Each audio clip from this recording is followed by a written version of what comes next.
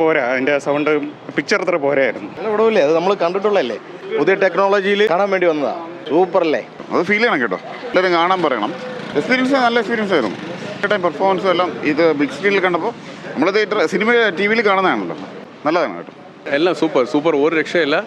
ഏറ്റവും അടിപൊളി എന്ന് തന്നെ പറയാം. കാരണം ഇന്നത്തെ സിനിമകൾ വെച്ച് നോക്കുമ്പോൾ ഇന്നത്തെ സിനിമകൾ കൊള്ളൂലെന്നല്ല പറയുന്നത്, എങ്കിലും ഇന്ന് ഈ സിനിമയ്ക്ക് പകരം വയ്ക്കാൻ സിനിമ ഉണ്ടോ എന്ന് തന്നെ സംശയമാണ്. അത്രയ്ക്ക് സൂപ്പർ. പിന്നെ മമ്മൂക്ക എന്ന് പറയുന്നത് വാക്കുകളില്ല, അത്രയ്ക്കും അടിപൊളി, എക്സലൻറ്റ്. അതിനുള്ള അഭിപ്രായങ്ങൾ ഞാൻ പറഞ്ഞിട്ടുണ്ട് പലരുമായിട്ടും.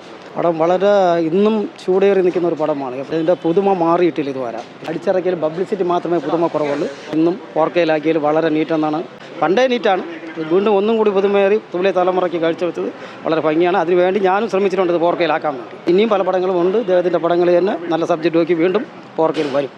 ഉണ്ട്, പഴയ വേറെയും പടങ്ങൾ ഇനി 4Kയിലാക്കാനുള്ള പടങ്ങളുണ്ട്. സൗണ്ട് ക്വാളിറ്റി വളരെ നന്നായിട്ടുണ്ട്, പിക്ചർ ക്വാളിറ്റിയും കൊള്ളാം.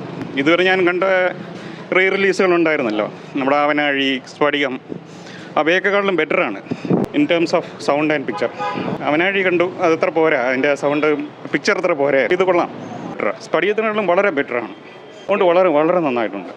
എന്തായാലും എല്ലാവരും കാണേണ്ടതാണ്. കാരണം ഇതൊരു എപ്പിക് മൂവിയാണല്ലോ. എപ്പിക് മൂവി ഇത്രയും അവർ എഫേർട്ട് എടുത്ത് റീമാസ്റ്റർ ചെയ്ത് റിലീസ് ചെയ്യുമ്പോൾ സപ്പോർട്ട് ചെയ്യേണ്ടതാണ്. ഈ ജനറേഷൻ സപ്പോർട്ട് ചെയ്യണം ഈ മൂവിയെ. പഴയ കാലത്തിൽ നമ്മളെന്ത് തന്നല്ലേ, നമ്മളെയൊക്കെ തിയേറ്റർ അനുഭവമൊക്കെ കാണാൻ വേണ്ടിയാ. സൂപ്പറായിരുന്നു കേട്ടോ. ഈ എടുത്തുവരുന്ന മമ്മൂക്കയെ കുറിച്ച് പറയണോ?